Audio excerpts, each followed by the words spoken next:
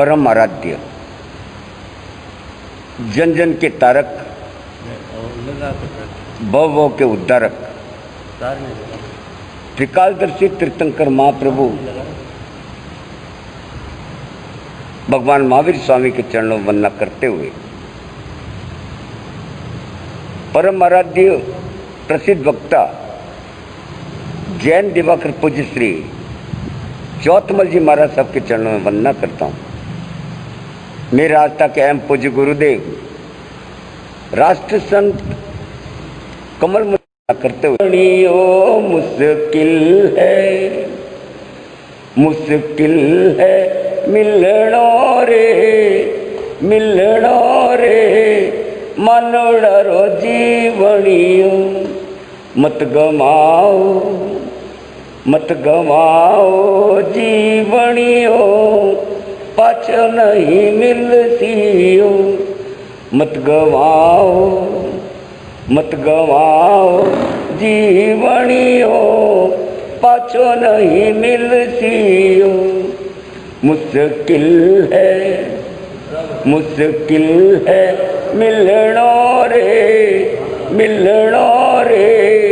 मनोड़ो जीवनियो पुण्य कर मारो उदय हुयो है मनुज तन ओ पायो पुण्य कर मारो उदय हुयो है मनुज तन ओ पायो राग द्वेष लोभ कल में इन्होंने यूं ही गमायो राग द्वेष लोभ कल में इन्होंने यूं ही गमायो कर लो ते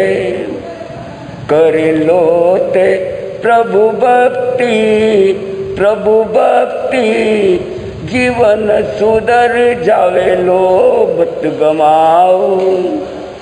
मत गमाओ जीवनियो पाछो नहीं मिलसियो ऊंच नीच रो बान गणो है तू छोटो मैं मोटो ऊंच नीच रो बान गणो है तू छोटो मैं मोटो तारी मारी करती बीती प्रभु ध्यान में कोटो तारी मारी करती बीती प्रभु ध्यान में कोटो जीव तारो काया सू एक दिन निकल जावे लो मत गवाओ जीवनियो पाछो नहीं मिलसियो सास बहू में बड़े नहीं है कहे तू जालम जाई सास बहू लोग लुगाई लड़ता करे जग में हंसाई सास बहू में बड़े नहीं है कहे तू जालम जाई लोग लुगाई लड़ता करे जग में हंसाई घर घर री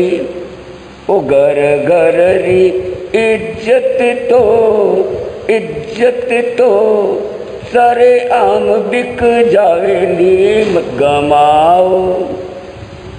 गमाओ जीवनियो पाछो नहीं मिलसियो दंदन करता पागल बन गया जीवन नरक बनायो सारी दुनिया करो मुट्ठी में सपनों रोज सजायो दंदन करता पागल बन गया जीवन नरक बनायो सारी दुनिया करो मुट्ठी में सपनों रोज सजायो काल तारो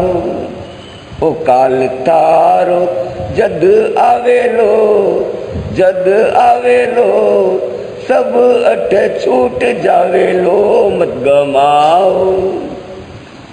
गमाओ जीवनियो पाछो नहीं मिलसियो भाई भतीजा सगा संबंधी लाड खूब लड़ावे जब तक गांठ में पैसों ताने सबने खूब सुहावे भाई भतीजा सगा संबंधी लाड खूब लड़ावे जब तक गांठ में पैसों ताने सबने खूब सुहावे प्राण निकले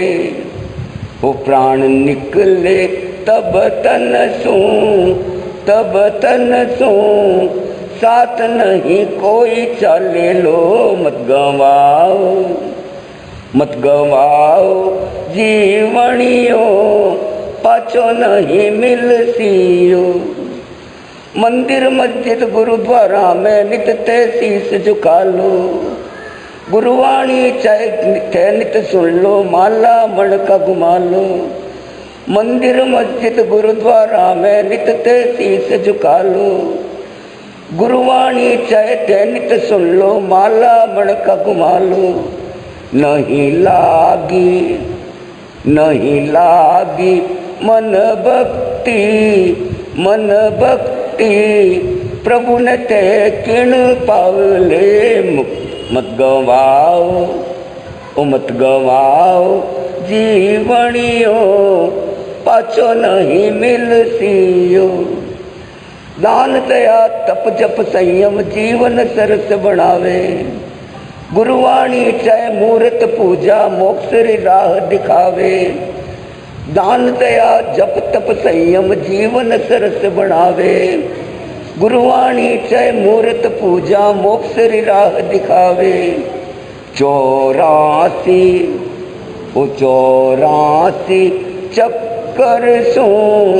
चक्कर सो पार्थ निकल पाओला। मत गमाओ जीवनियो पाछो नहीं मिलसियो। शुभ कर मारो कारज आवे, नहीं चूको जट कर लो। काल किनो भी सगो नहीं है, आवे मारने पटको। शुभ कर मारो कारज आवे, नहीं चूको जट कर लो। काल किनो भी सगो नहीं है, आवे मारने पटको। मनडारो मोतीड़ो अंश जद चुग जावे लो। मत गवाओ जीवनियो पाछो नहीं मिलसियो। काला सोब धोला देखने टप टप आंसू टपके। क्यों नहीं प्रभु में ध्यान लगायो, मनड़ो अब ओ खटके। काला सो अब धोला देखने टप टप आंसू टपके। क्यों नहीं प्रभु में ध्यान लगायो, मनड़ो अब ओ खटके। धैर्य मुनि कहे अब कर लो नहीं तो चिड़िया दाना चुग जावे लो। मत गवाओ जीवनियो पाछो नहीं मिलसियो। मुश्किल है मिलनो रे मनोड़ा रो जीवनियो। मत गवाओ जीवनियो।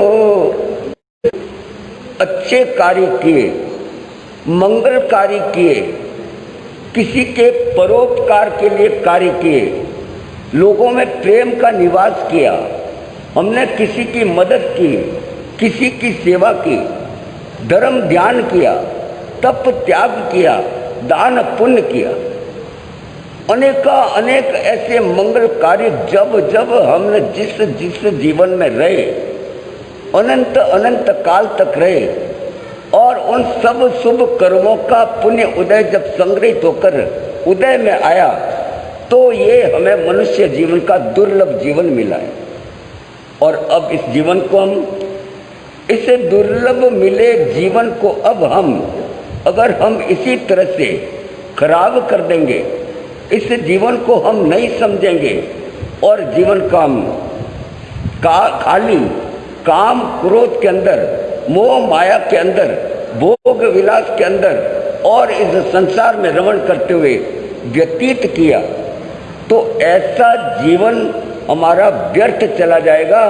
जो अनेक पुण्य कर्मों के उदय से ये जीवन हमें मिला है, वो हमारा व्यर्थ चला जाएगा। और व्यर्थ जाने के कारण हम पुनः उसी संसार के चक्र में वापस उसी के दुगनी गति से दौड़ने लग जाएंगे। इसलिए आवश्यक है कि हमें अपने जीवन को इस प्रकार का मधुर, इस प्रकार का सरस बनाना है, क्योंकि ये जीवन जो मनुष्य जीवन मिला है वो बड़ा मुश्किल से, और मुश्किल से मिलने के कारण हमें पुनः इसको अच्छे कार्य के अंदर, मानवता के अंदर लगाएंगे तो निश्चित ही हम अपने स्वयं का उद्धार कर पाएंगे।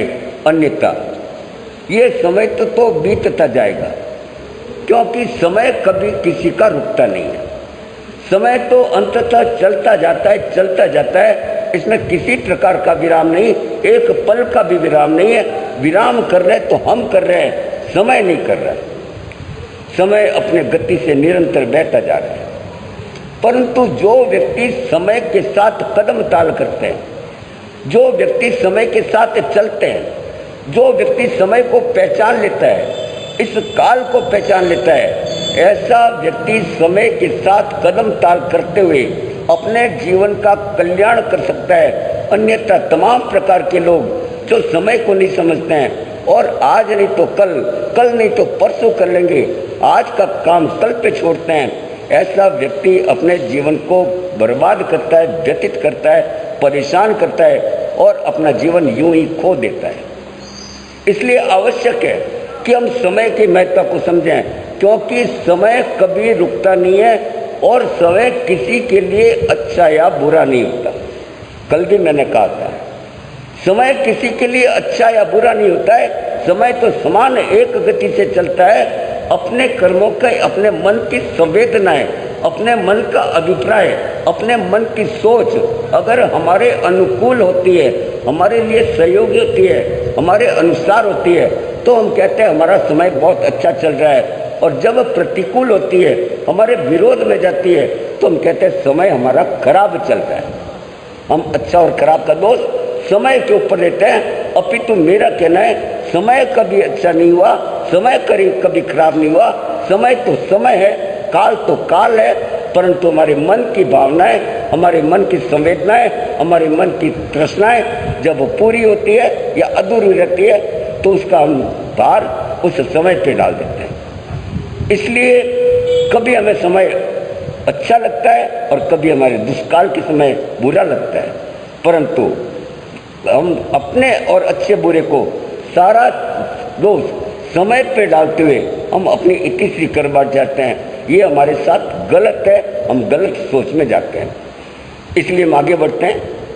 रुका नहीं कभी काल किसी से, आता बन कर सब पर काल। सुकाल वही है, दुष्काल वही है, अच्छा बुरा बन जाता काल। इसलिए उस समय को, जैसे कि हमने कल बताया कि जो भी समय आपके अच्छे कर्म के लिए आए, अच्छा कार्य करने के लिए आए, उसे तुरंत कर डालना चाहिए। उसको कल के ऊपर डालना, अपने उस समय को बर्बाद करना, व्यर्थ करना, क्योंकि जो समय आता है वो कभी वापस नहीं आएगा। जाने के बाद वो समय कभी नहीं आता। जो समय हमारा सबसे छोटी इकाई हमारे इस जीवन के अंदर, बहुत बड़ी बात कुछ छोटी होती है, कोई बड़ी होती है, कोई लंबी चलती है, कोई क्षण मात्र की होती है। कभी कोई चीज़ तुरंत घट के खत्म हो जाती है, तो कोई हमारे साथ आजीवन में पड़ी रहती है। परंतु सबसे छोटी इकाई, उससे छोटी कोई इकाई हो ही नहीं सकती, वो है हमारा वर्तमान काल। वर्तमान काल मतलब अभी मैंने इतने शब्द बोले, जैसे ही मेरे मुंह से शब्द निकला और वो भूतकाल बन गया, बाद का बन गया। इसलिए छोटी से छोटी इकाई की गणना करें तो वो है मैं हमारा वर्तमान काल। इससे छोटी इकाई कोई हमारे जीवन में नहीं हो सकती।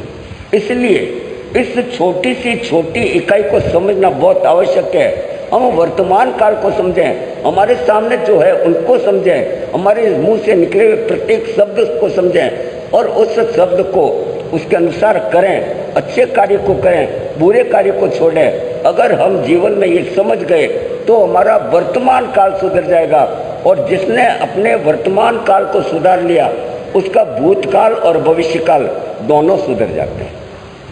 इसलिए आवश्यक है कि हम वर्तमान काल को समझें, और वर्तमान काल को समझने के कारण ही हम लोग हमारे जीवन को सुखमय बना सकते हैं। जो व्यक्ति भविष्य की चिंता करता है वो हमेशा दुख में रहता है, और जो व्यक्ति भूतकाल को स्मरण करता रहता है वो भी दुखी रहता है, क्योंकि भूतकाल के हमारे सारे के सारे वेग और सवेग हमारे जीवन में जब घूमते हैं तो हम उसी में रमण करते रहेंगे, और अगर दुख के पलों को क्षण को याद करेंगे तो हम दुखी रहते रहेंगे। और इस प्रकार भविष्य काल के ताने बाने बुनेंगे तो हम भविष्य काल को रह के सुखद सपने जब जुड़ते हैं, परंतु वो धरातल पे नहीं होते, हम दुखी रहते हैं। इसलिए आवश्यक है कि हम जब वर्तमान काल को सुधार लेंगे तो हमारा भविष्य काल और भूतकाल दोनों सुधर जाएगा, क्योंकि प्रत्येक क्षण वर्तमान काल हमारा भूतकाल बन जाता है। इसलिए आवश्यक है कि हम एक और आपको बताता हूँ उदाहरण। हमारे जीवन में हम किस प्रकार भूतकाल और वर्तमान काल को छोड़ करके भूतकाल और भविष्य काल की चिंता करते हैं, इसलिए हम सब दुखी हैं। अपितु इसके जिनको हम पशु कहते हैं, जानवर कहते हैं, हमारे से नीच करते हैं, एक दृष्टि से देखते हैं, वो हमारे से ज़्यादा सुखी है। कैसे सुखी है? हमने आज अभी अभी भोजन किया, भोजन करके अपना पेट तृप्त कर दिया, परंतु तुरंत उठते ही हम शाम की चिंता करेंगे कि शाम को क्या बनाना है, घर में है या नहीं है, लाड़ा है या नहीं। अभी अभी तो हमने पेट भरा है और उसके बाद तुरंत हमने शाम की चिंता कर दी, और शाम की चिंता करने के साथ थोड़ी देर में शाम की चिंता के साथ हमने अगले दिन की चिंता शुरू कर दी। और इस तरह से हम लोग इन चिंता के अंदर अपना भविष्य खत्म कर देते हैं, अपना भविष्य खत्म कर देते हैं। अतः हम जो आगे की सोचते हैं, और आज हम जो धन कमाते हैं केवल आज के लिए नहीं, अपितु वो अपनी पीढ़ियों तक के लिए कमाना शुरू कर देते हैं। हम अच्छे रहेंगे, कल हमारा दिन अच्छा कटेगा, महीने भर का राशन जुटाना जरूरी है, साल भर का जुटाना, हमारी पीढ़ी है, और 7 पीढ़ी तक हम सोचने लग जाते हैं। और 7 पीढ़ी का सोचने के कारण, इस भविष्य काल को देखने के कारण हम हमेशा दुखी के दुखी रहते हैं। और इसकी अपेक्षा जिसको हम जानवर कहते हैं, उन्होंने तुरंत अभी खाया और उसके बाद पेट भरा और वो शांत हो गए, शाम की चिंता वो नहीं करते हैं, शाम को देखते हैं और शाम को अपना जहाँ मिले पेट भर लेते हैं, इसलिए वो हमसे ज़्यादा सुखी रहते हैं। इसलिए आवश्यक है कि हम लोग इसके कारण अनंत अनंत भवों में भटकने के लिए विवश हो गए। जब हम भविष्य काल की चिंता करेंगे या भूतकाल को देख के दुखी रहेंगे तो हमारे अगिनत रूप से ऐसे कार्य संपादन हो जाते हैं, ऐसे कार्य हो जाते हैं जो कि मानवता के विरुद्ध, मनुष्यता के विरुद्ध होते हैं। और ऐसे कार्य करने से उनका जो पाप कर्म लगता है, उनका जो दोष लगता है, उनके जो अत्याचारों के कारण पछताते हैं, उसका जो फलश्रुति मिलती है वो हमें अनंत अनंत भवों तक भटकाने के लिए पर्याप्त होती है। और अनंत अनंत भवों को भटकने का अर्थ है कि हम दुखों में रमण करने के लिए बाध्य होते हैं और उसको दुखों में रमण करते हैं।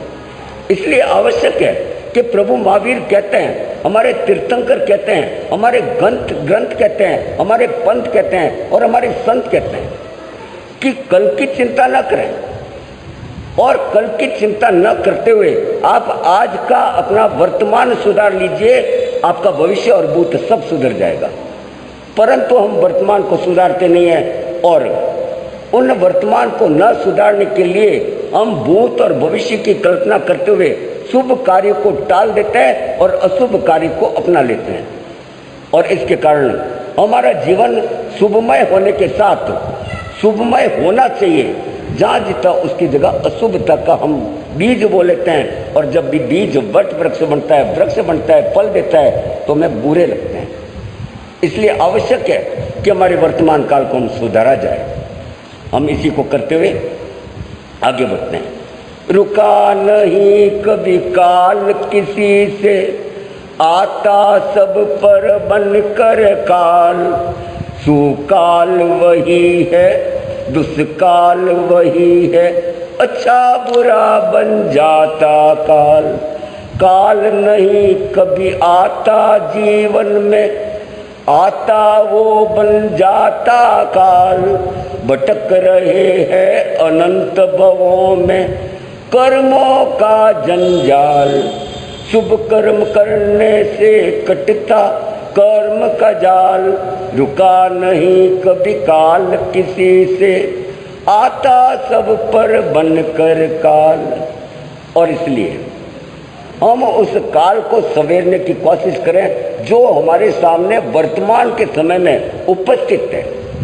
आज हमारा वर्तमान, अगर हम वर्तमान देखें तो हमारे सामने ये चतुर्मास का काल अभी हमारे वर्तमान का समय है, जो निरंतर भूतकाल बनता जा रहा है। आज हमारे पर्युषण पर्व आए, आज 6 दिन बीतने को आ गए।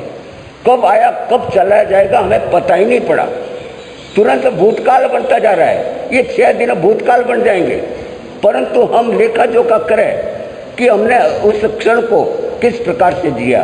क्या हमने धर्म ध्यान किया, क्या हमने प्रभु की आराधना करी, क्या हमने संतों के श्रुम से वचन सुने, क्या हमने नेक कार्य किया, क्या हमने किसी प्रकार का मानवीयता का कार्य किया। अगर हम इस सोच करके वर्तमान काल को सुधार देते तो अपने ये 6 दिन धर्म ध्यान में जाते और अच्छे जाते। परंतु हम न तो 6 दिनों की सोचते हैं और न आगे आने वाले दिनों की सोचते हैं। और इस तरह से समय बीतते बीतते 1.5 महीना कब बीत गया, हमने क्या किया। अगर हम लेखा जोखा करेंगे तो पाप का घड़ा ज़्यादा आएगा और ये जो धर्म ध्यान का बिल्कुल मामूली सा आएगा। और फिर हम देखेंगे कि हमने तो दुख ही दुख पाते हैं, सुख तो कहीं है ही नहीं। इसलिए हमने जीवन पर्यंत इस वर्तमान को बिगाड़ने में कोशिश करी। वर्तमान को हम बिगाड़ रहे हैं और बिगाड़ने के कारण हम दुख दे रहे हैं। आज वर्तमान को देख करके हमें ये हंसी आती है। हम भविष्य काल को देख करके अपने वर्तमान को बिगाड़ते हैं। ये हमारे पास अनेक का अनेक उदाहरण है। मैं आपको एक उदाहरण की तरफ ले चलता हूँ। हमारे जीवन के अंदर हमारा एक परिवार बनता है। हर व्यक्ति परिवार बनाता है। परिवार भी इस संसार का आवश्यक अंग है। सब लोग साधु नहीं बन सकते, और जो साधु बनते हैं वो भी अपने परिवार बसा के, परिवार छोड़ के प्रवज्ञा ग्रहण करते हैं।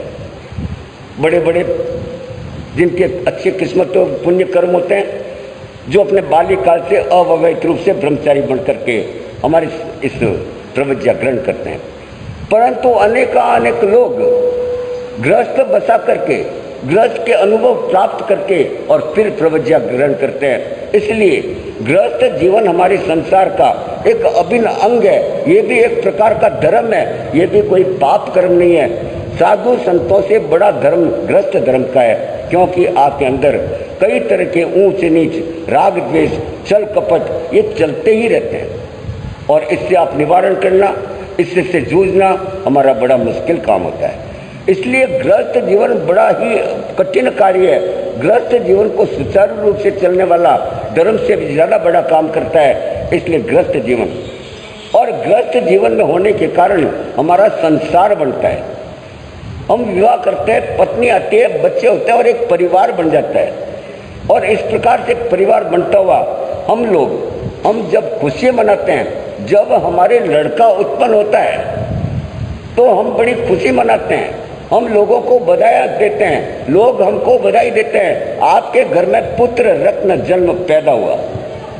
परंतु इसकी बजाय आरंभ में इस पुत्री का जन्म हो जाए, लड़की जन्म हो जाए तो हमारे निराशा छा जाती है। और अगली बार हम पुत्र रत्न की कामना करते हैं कि हमारे पुत्र पैदा हो।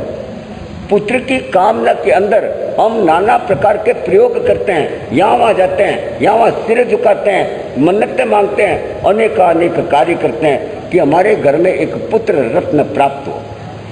संयोग से अगर हमारी दूसरी पुत्री पैदा हो गई तो हम लोग उस बहू को, जिसके पुत्री पैदा हुई, जिसके गर्भ से पैदा हुई, जिसकी कोख से संतान ने जन्म लिया, उसको अनायास दोषारोपण करके जली कटी सुनाने लगते हैं।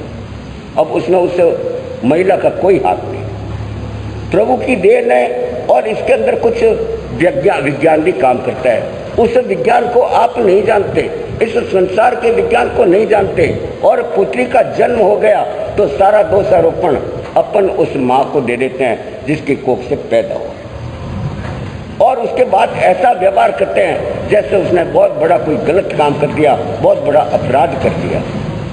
और यदि मान लो तीसरी पुत्री भी पैदा हो गई तो उसके ऊपर कहर डाल देते हैं, उसको तरह तरह से जलील किया जाता है। कई लोग तो घर से तक निकाल देते हैं, अनेक जुल्म उस स्त्री पे किया जाते हैं। और इसकी लालसा में, पुत्र की लालसा में, हम अपनी उस होने वाली संतान को बाजारों में जाके टेस्ट करवा के देखते हैं पुत्र है या पुत्री है। अगर पुत्री का मालूम पड़े तो उसको अनायास गर्भ निकलवा देते हैं, अर्थात उसको खत्म करवा देते हैं। आज हम उस भविष्य, उस वर्तमान को बिगाड़ रहे हैं जो वर्तमान कोख में पल रहा है, जिसके कारण वो माँ बनती है, इस संसार को जन्म देती है, हमारी विधाता बनती है। हमारे जिस कोख में पल के हम आंखें खोलते हैं, हम उसी को बर्बाद कर देते हैं, खत्म कर देते हैं, उसकी आहें लेते हैं, उसकी टीस लेते हैं, उसकी बददुआएं लेते हैं। तो व्यक्ति कैसे सुधरेगा, कैसे ठीक रहेगा, उसका परिवार कैसे अच्छा रहेगा?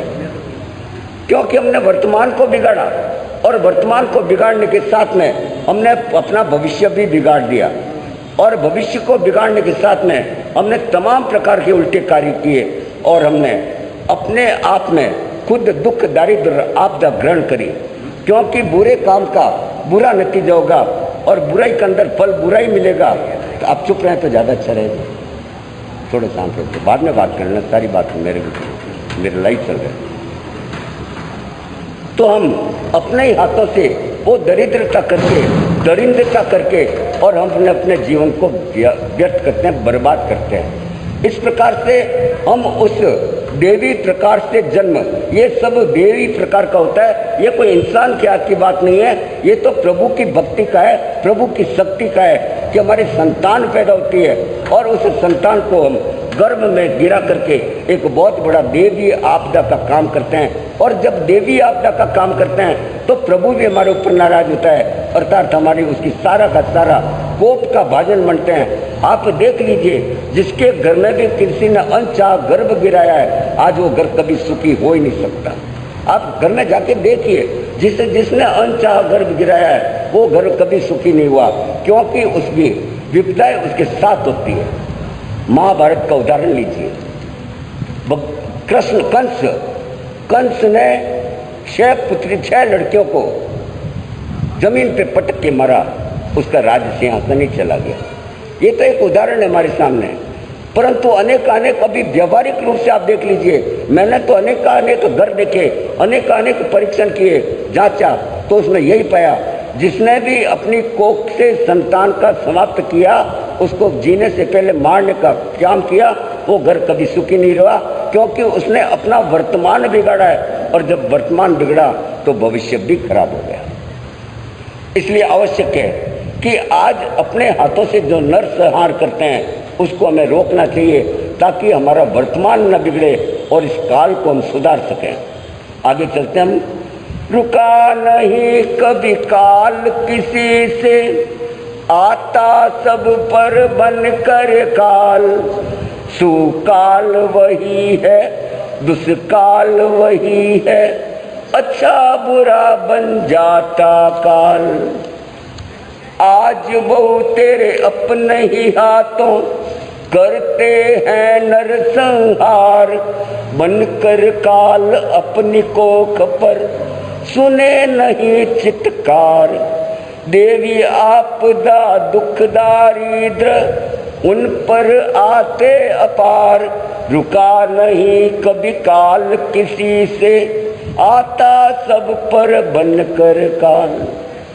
और इस तरह से हम उस काल को समाप्त करते देखते हैं। जो काल हमारे पेट के अंदर समा रहा है, जो भविष्य समा रहा है, जो समय समा रहा है, उस समय के ऊपर हम चाकू चला के उस समय को काटते हैं, और जो समय को, जो काल को काटता है, वो कभी विश्वास के साथ आगे नहीं बढ़ पाते।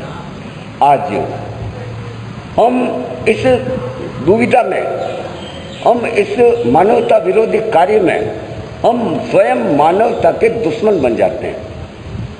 और ये कहा गया है कि जब धर्म हमारे आलिंगन में होता है, जब धर्म से हमारा जीवन ओतप्रोत होता है, जब हम संतों का सत्संग सुनते हैं, प्रभु की वाणी सुनते हैं, तो ऐसे समय में हमारे कुविचार हमारे जीवन से हट जाते हैं। और जब जीवन से कुविचार हट जाते हैं तो उसमें सुविचारों का समावेश होता है। और जिसके अंदर सुविचार पैदा होंगे, ऐसा व्यक्ति, उसमें संस्कार पैदा होंगे, उसमें व्यवहार पैदा होगा, उसमें मानवीयता पैदा होगी। और मानवीयता पैदा होने के कारण वो कभी भी अमानवीय कार्य करने से नहीं करेगा, हिचकेगा। इसलिए अमानवीय कार्य चाहे किसी प्रकार का हो, वो अमानवीय है और उसका जब फल भोगना पड़ेगा, जो काल हमारे को व्यतीत होगा, जो काल हमारे बाद में वापस आएगा, काल हमारा भविष्य काल के रूप में हमारे सामने जब वर्तमान बनेगा, तो वो वर्तमान, अभी का वर्तमान, उस समय हमारे को सारा का सारा बदला लेगा और तब हम त्राहिमाम मचाएंगे। आपको मालूम है कि जब गर्भ में शिशु पैदा होता है और उसको जब हम चीरा फाड़ी करते हैं, गिराने जाते हैं, तो अस्पताल में बारीक बारीक उनको कैंची से, नसे से कुछ काटा जाता है, उसके चीरे लगाए जाते हैं।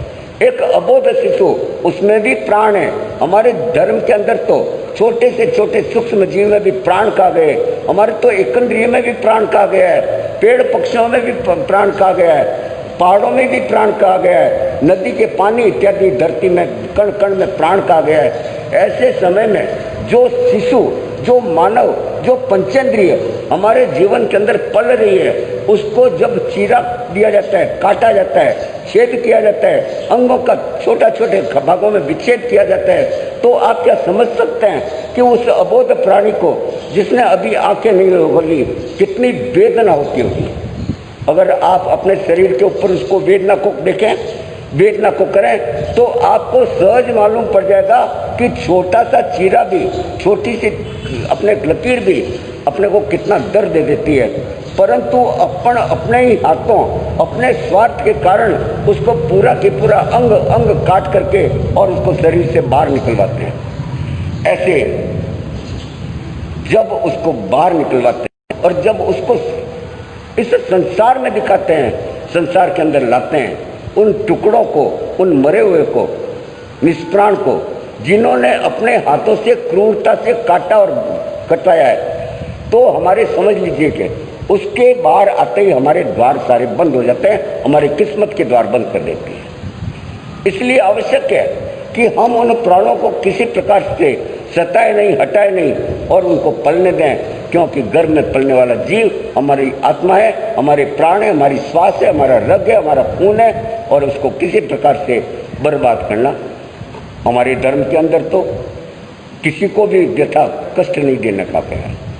परंतु हम ऐसा नहीं करते हैं। और जब उन कर्मों की मार पड़ती है, जब हमारे किए हुए कार्य हमारे सामने आते हैं और कर्मों की मार पड़ती है, तो हम त्राहिमाम मचाते हैं और उस समय हम रोने के लिए विवश होते हैं और हम फिर भगवान से प्रार्थना करते हैं, ऐसा बुरा दिन जीवन में किसी के न आए।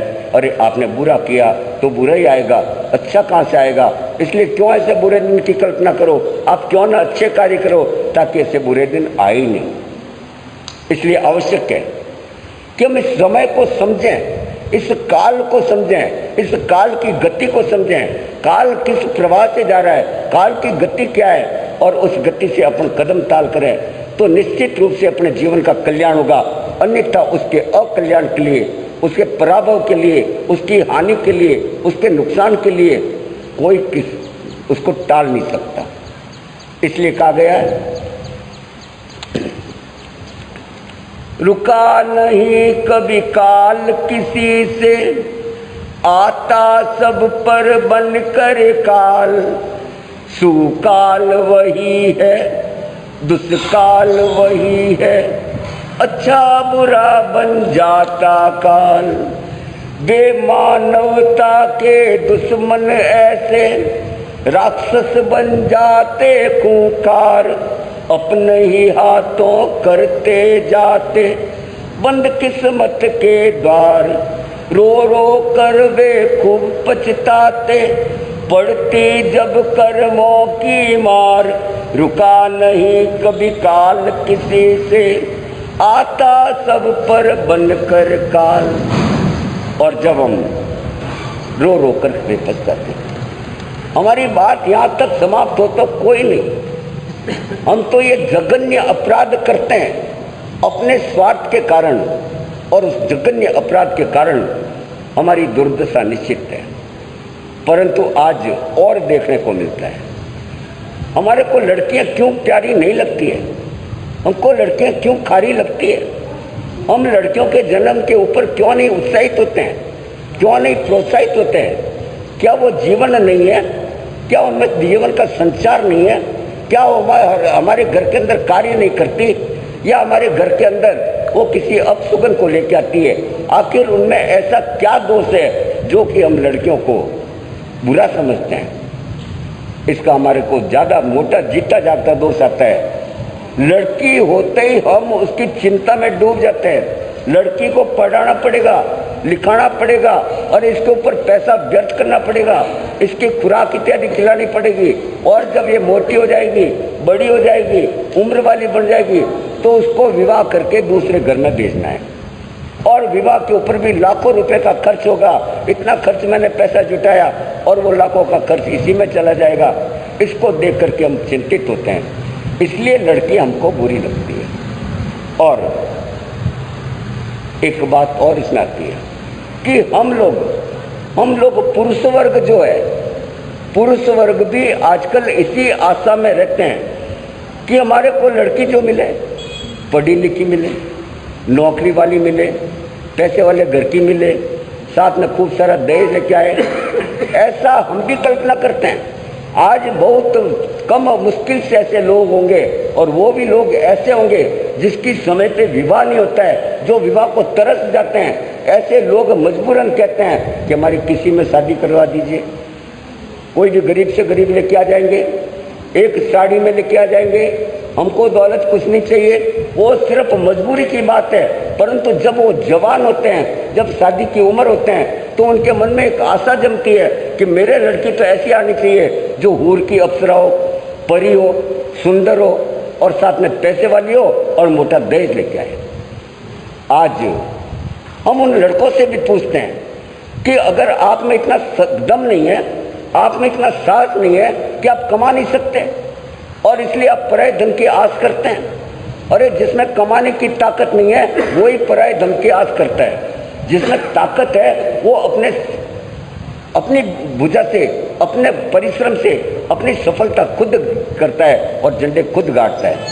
परंतु हमारे अंदर साहस की कमी और साहस न होने के कारण हम पराई माल के ऊपर आस करके बैठ जाते हैं।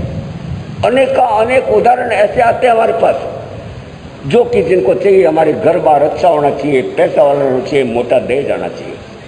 और आजकल हम लड़कों की बोलियां लगाते हैं, नीलाम करते हैं। मैं 80 लाख खर्च करूंगा, सामने वाला तो कम से कम 1 करोड़ तो खर्च करने वाला चाहिए, ये बोलियां लगाई जाती है। अरे 80 लाख किसके लिए खर्च करोगे? आपका जो आएगा आपके घर में ही तो आ रहा है, और साथ में उसका घर का भी आप हड़प करना चाहते हो। कहा जाता है पूत कपूत तो क्यों धन संचय, और पूत सपूत तो क्यों धन संचय। अरे अगर हमारा पूत ही कपूत है, उसमें कमाने की ताकत नहीं है, आप कितना ही दहेज लेके बैठ जाइए, कितना भी धनमाल प्राप्त कर लीजिए, वो आपको पूरी जिंदगी लुटा देगा, सारा घर बार परिवार लुटा देगा। अगर वो अपना व्यापार भी आपको लुटा देगा तो भी आप क्या कर लोगे? गुलशरे में उड़ा दोगे और सारा खाली कर दोगे। और अगर आप सुयोग हो तो आप कुछ भी नहीं। अरे सड़क पे रोड के किनारे पड़ने वाले, रोड की लाइटों में पड़ने वाले भी अब्दुल कलाम आजाद जैसे व्यक्ति बनते हैं।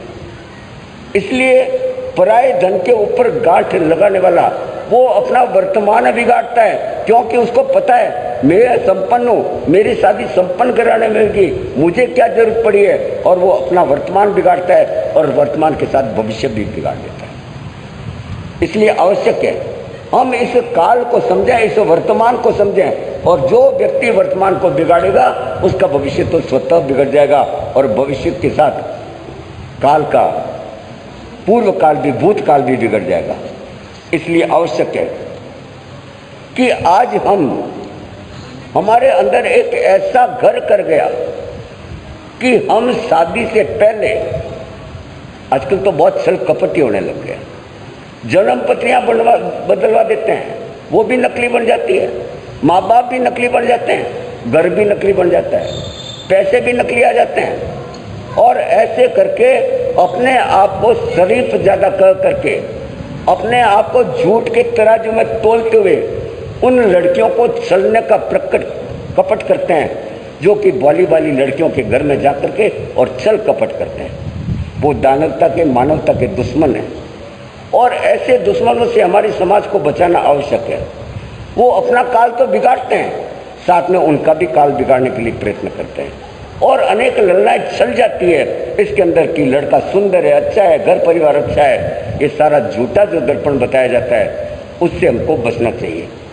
इसलिए इन लोभी लालच जनों को, जिसके जिंदगी में भी लोभ और लालच हो, अगर कोई आपको ये मांगे कि आप कितना दोगे, आप कितना चढ़ाओगे, कितना सोना दोगे, कितना पैसा दोगे, अगर जरा सा भी नाम मात्र का भी लड़का अपने विवाह से या लड़के परिजन विवाह से पूर्व कुछ डिमांड करे, मांग करे, तो उनको लात दे के बाहर भगा दो, क्योंकि वो जब बड़े होंगे, शादी नहीं होगी तो अपना आप उनकी अक्ल ठिकाने आ जाएगी। इसलिए हमारे को इस बात से भी बचना बहुत आवश्यक है।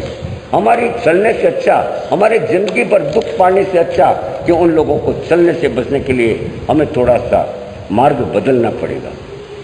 इसलिए कि हम अगर ऐसा नहीं करेंगे, हम विश्वास के जाल में फंस जाएंगे, हम इस छल कपट के प्रपंच में फंस जाएंगे, तो अपना जो काल है, अपना जो समय है, इसको बर्बाद करेंगे और इसको बर्बाद करने के साथ हम स्वयं भी आगे अपना भविष्य काल भी बिगाड़ते जाएंगे और पीछे देखेंगे तो हमारा भूतकाल हमारे को रोने के लिए विवश होगा और हम कहेंगे मेरी तो किस्मत ही फूटी हुई है।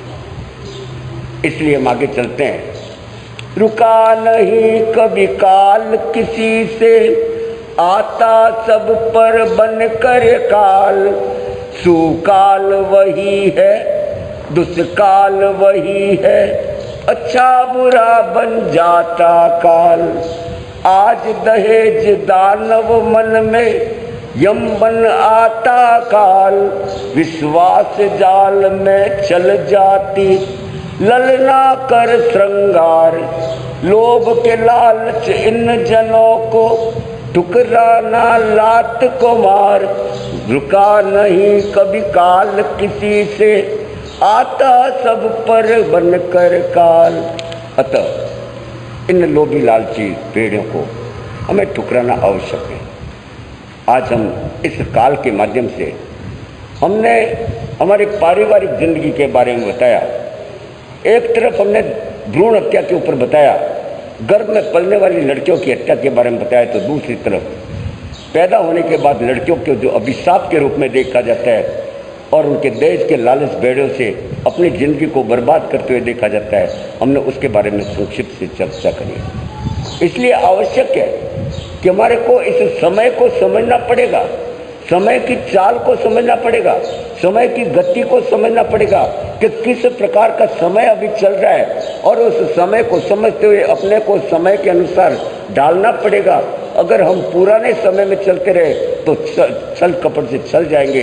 इसलिए समय की गति समझ के उस समय को पढ़ करके हमें भी अपना अलग कदम उठाना पड़ेगा। जो समय को समझता है, जो समय को समझने की साहस करता है, वो हमेशा जीत में रहता है, अन्यथा काल उसको कभी नहीं बख्शता। काल तो आगे चलता जाएगा और हम लोग उसमें पिसते जाएंगे। इसलिए आज के हम इस प्रवचन श्रृंखला के अंदर हमने काल की व्याख्या करते हुए हमने इसके ऊपर भी व्याख्या करी कि इस काल से, इस समय में जब हम इस संसार में रहते हैं तो हम भी उस काल के वशीभूत हैं, उस समय के वशीभूत हैं। इसलिए जब हम समय के वशीभूत हैं, इस काल की आगोश में हम इस काल से बच नहीं सकते, तो क्यों न हम इस काल के साथ कदम ताल करें ताकि हम अपने जीवन को सुखमय बना सकें। और सुखमय बनाने के लिए हमारे यहाँ पे और भी कई उपाय करने आवश्यक होते हैं, क्योंकि काल को वो ही समझता है जो धर्म के अंदर प्रवीण होता है। अधर्मी व्यक्ति काल को समझ ही नहीं सकता, उसके लिए तो काल हमेशा दुष्काल बना रहता है और दुष्काल को अपना सुकाल समझ लेता है। इसलिए हमारे जीवन में धर्म का महत्व होना बहुत आवश्यक है और धर्म का महत्व करने के लिए अब से सबसे बड़ा उपाय हमारा संतों का समागम। संत चाहे कोई भी हो, किसी भी धर्म से क्यों ना हो, जरूरी नहीं कि जैन संत ही हो। सनातन धर्म के हमारे अनेक अनेक संत विचरण करते हैं।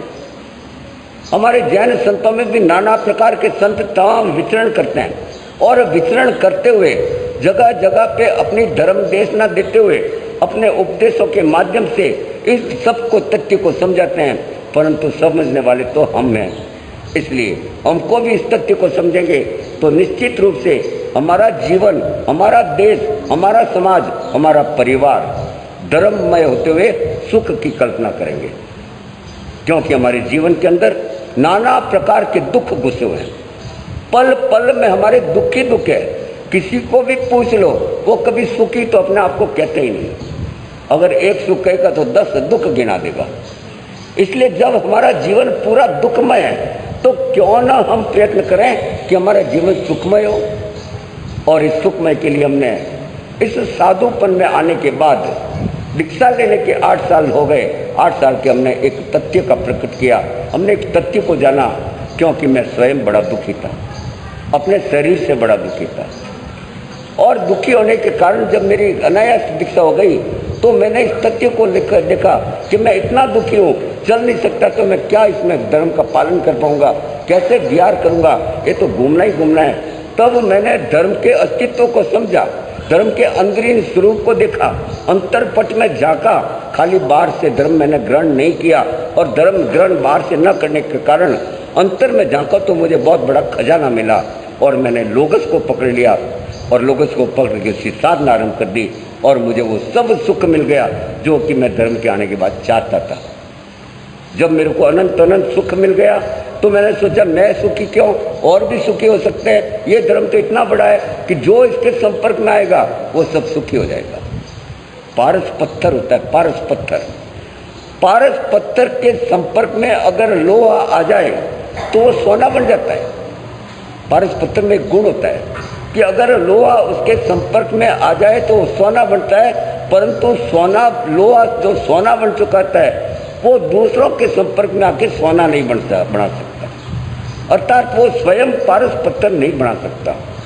परंतु धर्म रूपी पारस पत्थर के संपर्क में आने से व्यक्ति जो धर्म को अपना लेता है वो पारस पत्थर बन जाता है। जो साधना में अपना आप को तपा लेता है, जो सिद्धियां प्राप्त कर लेता है, वो स्वयं पारस पत्थर बन जाता है और तमाम प्रकार के लोग अर्थात संसार के जीवन जब उसके पास आते हैं तो स्वयं पारस पत्थर को दूसरों को भी सोना बना देता है और न केवल सोना बना देता है परंतु उसके जीवन को ग्रहण कर लेता है। भगवान के उपदेशों को जो ग्रहण करता है, धर्म को उपदेशों को जो ग्रहण करता है, वो स्वयं उस सोना नहीं अपितु पारस पत्थर बन जाता है। अर्थात धर्म के अंदर आने वाला पारस पत्थर दूसरों को भी पारस पत्थर बनाने का गुण लगता है और आगे से आगे वो जीवन में पारस पत्थर बनाता ही रहता है। इसलिए जब मैंने देखा कि मैं ठीक हो गया तो आप भी ठीक हो सका और इसके लिए मैंने लोगों से सिद्ध मांगलिक का देखा और उसमें चमत्कार पाया तो मैं आप सबके सामने निरंतर बांटता रहता हूँ। ये पारस पत्थर दूसरों को पारस बनाता है, खुद खुशी देता है और दूसरों को खुशियाँ देता है, परंतु उसके लिए हमारी एक आवश्यक शर्त है। हमारे यहाँ पे अनेक आते हैं, कई लोग कई दिनों तक मांगलिक सुनते हैं, कई सालों तक सुनते रहते हैं, परंतु उनके फर्क नहीं पड़ता। क्यों नहीं पड़ता है? क्योंकि जो भी मन में छल कपट करके करेगा, जिसके मन में भी श्रद्धा नहीं रहेगी, मुंह में राम बगल में छुरी वाला हिसाब रखेंगे, पीठ पीछे मेरी आलोचना करेंगे, मेरे क्रियाओं की आलोचना करेंगे, क्योंकि उनको पता है कि धैर्य मुनि क्या करता है। धैर्य मुनि के मोबाइल की दुकान खोल रखी, 3 मोबाइल उपयोग करता है, लैपटॉप कैमरा इत्यादि सब रखता है, ये तो सारे के सारे काम करता है। ये कोई संत है क्या? इसको संत कहना चाहिए क्या? इसने घर क्यों छोड़ा? क्या जरूरत थी? घर में भी ऐसे कर सकते हैं, इसको मंगल पाठ देना चाहिए था क्या? तमाम प्रकार के विरोध जो सामने आते हैं उनको ये पता नहीं है कि जो दिखता है उनकी तो तुम बुराई कर लोगे, कोई बात नहीं, पर जो अंदर साधना करता है उसको कभी झांकने का प्रयत्न कर लो कि उसकी साधना कैसी होती है, उसका जीवन कैसा होता है। अरे वो कितने घंटे सोता है, कितने घंटे लोगों में व्यतीत करता है, कितने लोगों आपके साथ बैठता है, उसकी दिनचर्या तो देख लो, आपकी आंखें खुल जाएगी। और हम उसको कभी नहीं देखते हैं। हम तो जरा सा कभी इधर उधर हो जाए तो सीधी उंगली उठाते हैं। हमारे साथ कल्पता है कि आपको सीधा उंगली उठाना जानते हैं। ऐसे लोगों का कभी भला नहीं हो सकता, चाहे वो कितनी श्रद्धा से इस मंगल पाठ को सुन ले, क्योंकि मुंह में राम बगल में छुरी कभी नहीं चल सकती। इसलिए आवश्यक है यहाँ पे आने के लिए अपने मन को भी पवित्र बनाना पड़ेगा। जब तक आपका मन पवित्र नहीं होगा तब तक आप तन से कितने भी बैठ जाओ, कितने भी मांगलिक सुन लो, आपके फर्क नहीं पड़ेगा। और दोस्त क्या देंगे कि इस मांगलिक में कोई मतलब नहीं, मांगलिक काम नहीं आती, मांगलिक बेकार, महाराज जी बोलते हैं। और मैं कहता हूँ यहाँ आने वाला 65% लोग ठीक होके जाते हैं और गंभीर से गंभीर बीमारियाँ ठीक होती है। मैं 8 साल से निरंतर दे रहा हूँ। अगर ऐसा नहीं होता तो मुझे आप करने देते क्या? हमारे से फालतू क्यों टाइम खराब करो, मानो टाइम खराब करो, सीधा आप ऐसे ही बोलते हैं। परंतु अनेक अभी यहाँ पे बैठे हैं जिन्होंने प्रत्यक्ष प्रमाण चमत्कार देखा है और हमारे इस 8 साल में अनेक चमत्कार इस मंगल पाठ के सुने हैं। इसलिए आपको मन और वचन और काया और भाव से पवित्र बन करके, शुद्ध आत्मा बन करके, मन में किसी प्रकार का विकार न लाके, चाहे वो संत जो दे रहा उसके लिए, चाहे उनकी क्रियाओं को लेकर के, अगर मेरी क्रिया अनुकूल नहीं है, मेरी क्रिया धर्म के सम्मत नहीं है, मैं धर्म का पालन नहीं करता हूँ, मैं धर्म के विरुद्ध जा रहा हूँ, तो भगवान मेरे को कभी ये उपलब्धि नहीं देता। इसलिए आवश्यक है कि हम क्रियाओं में उलझ करके अपने जीवन को बर्बाद न करें, क्रियाओं के उलझ करके दूसरों पर दोषारोपण न करें। आप अपनी क्रियाएं पालिए, कोई मना नहीं है, आपको अपनी क्रिया अच्छी लगे, परंतु दूसरों की क्रियाओं में अंगुली उठाने से पहले अपने अंदर झांक लेना कि आप में राग द्वेष कितना भरा है, ये भी झांक लेना।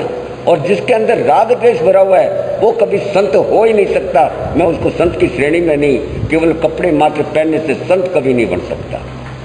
इसलिए साधु की जात कभी नहीं पूछनी चाहिए, उसका ज्ञान पूछ लीजिए और उसका ज्ञान पूछ के उसके सत्संग कीजिए तो आपके कल्याण होगा।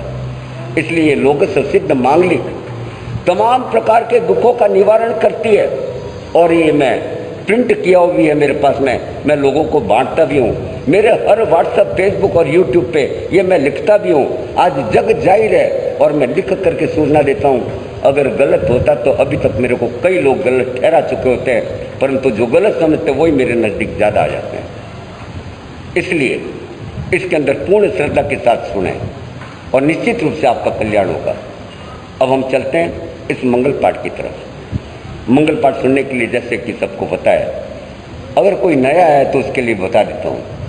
यह मंगल पाठ सांसारिक सुखों का समावेश करता है, सांसारिक दुखों का निवारण करता है। अगर किसी के कोई छोटी बीमारी, जानलेवा बीमारी, बड़ी बीमारी हो, कोई बच्चा चलता नहीं है, बोलता नहीं है, तुतलाता है, हकलाता है, साफ नहीं बोलता है, मिर्गी, किडनी, कैंसर, अटैक और कोई गंभीर बीमारी, विकलांगता, इन सभी को हम इस मंगल पाठ से ठीक करने का साहसिक प्रयत्न करके सफलतापूर्वक प्रयत्न करते हैं। मैंने प्रयत्न करने का शब्द इसलिए लगाया कि मैं मात्र प्रयत्न करता हूँ, मैं करने वाला मैं नहीं हूँ, करने वाले आप और ऊपर वाला है। आपकी भक्ति, आपकी शक्ति, आपकी विश्वास कराएगा और करने वाला ऊपर देता है। मैं तो सिर्फ प्रयत्न करता हूँ। आप इस मंगल पाठ को शांतिपूर्वक ध्यान से, मनोयोग से सुने। निश्चित रूप से इस प्रभु के दरबार में आने वाला खाली नहीं जाएगा। 3 मांगलिक के बाद मैं आपकी समस्याओं का समाधान भी करता हूँ, जो आप देख रहे थे। आप इस मांगलिक को सुने। इसके लिए सबसे हमारा पहला नियम है हाथ जोड़ें अर्थात पूर्ण श्रद्धा से सुने। हमारा दूसरा नियम है आंखें बंद करें और आंखें बंद करके एकाग्र चित्त। और हमारा तीसरा नियम है ध्यान को एकाग्र करें और उस जगह पे लगा दें जहाँ आपको तकलीफ है। सारा ध्यान में केंद्रित कर दीजिए, अंदर की आंखों से आपका ध्यान केंद्रित हो जाएगा। और अब हम चलते हैं, हाथ जोड़ें, आंखें बंद करें, हाथ ध्यान केंद्रित करें। मेरा भी ध्यान चलेगा, ध्यान के बीच में मंगल पाठ स्वतः ही शुरू हो जाएगा।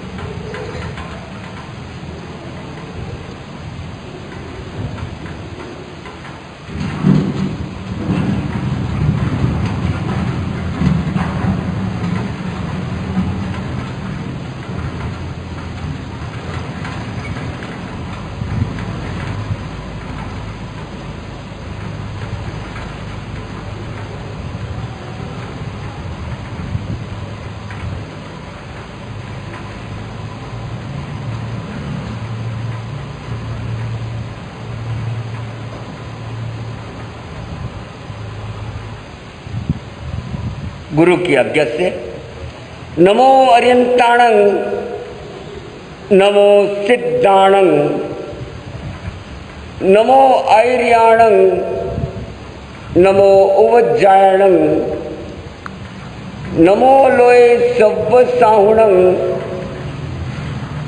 ऐसो पंच नमकारो सव्व पावपणासनो मंगलाणं च सव्वे सिंह परमं हवै मंगलम। लोगस्य उज्जोयगरे दम तिथ्यरे जिणे अरिहंते कितिसम 24 संपी केवली।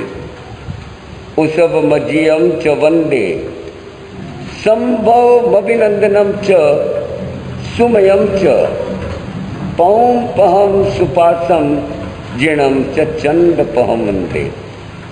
सुविम च पुपदंतम सियल सिगंस वासुपूजम च विमल मणंतम च जिणम दम्मम संतिम च वंदामि। कुंतुम अरम च मल्लिम वंदे मुनिसुभ्यम नमे जिणम च वंदामि रिठनेमिम पासम च वद्धमाणम च। एवं मय अभित्वा दिहुई रमला पहिंजर मरणा 24 संपी जिणवरा तिथ्यरा में पश्यंतो कित्तीय वंदीय महिया। जे ए लोकस उत्तमा सिद्धा आरोग्य बोहि लाभम समाहिवरम उत्तमम जिंतो। चंदेशु निमलेरा आइचेसु अयम पयासेरा सागर वर गंभीरा। सिद्धा सिद्धिम मम दिशंतु, सिद्धा सिद्धिम मम दिशंतु। चत्तारि मंगलम अरिहंता मंगलम, सिद्धा मंगलम, साहू मंगलम, केवली पणत्तो धम्मो मंगलम। चत्तारि लोकोत्तमा अरिहंते लोकोत्तमा, सिद्धे लोकोत्तमा, साहू लोकोत्तमा, केवली पणत्तो धम्मो लोकोत्तमा। चत्तारि शरणं पवज्जामि, अरिहंते शरणं पवज्जामि, सिद्धे शरणं पवज्जामि, साहू शरणं पवज्जामि, केवली पणत्तम धम्मम शरणं पवज्जामि। अरिहंतों का शरण, सिद्धों का शरण, साधुओं का शरण, केवली प्ररूपित दया धर्म का शरण। ये 4 शरण दुखरण जगत में और न शरणा कोई होगा। जो भव प्राणी करे आराधन उन सबका मंगल ही मंगल होगा, मंगल ही मंगल होगा, मंगल ही मंगल होगा।